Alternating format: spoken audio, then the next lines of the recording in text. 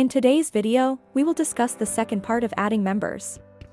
First, we will click on the Members section in the sidebar, then we'll click on Add Member. Once the interface opens, we'll see the Add Member Manage screen. Yesterday, we only added general information about the member to register them into our system.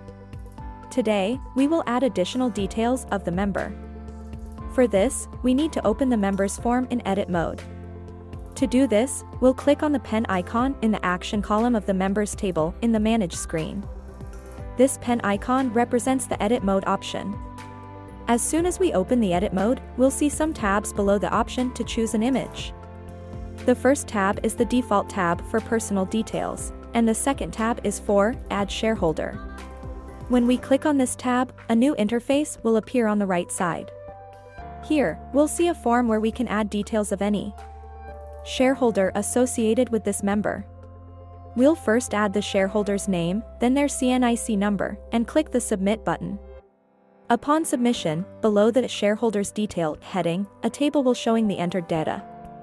The next tab is for contact details. When we click on this tab, a form will appear on the right side.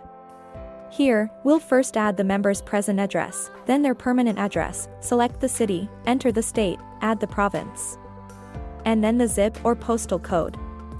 Next, we'll add the member's home telephone number, mobile number, work telephone number, and work email address.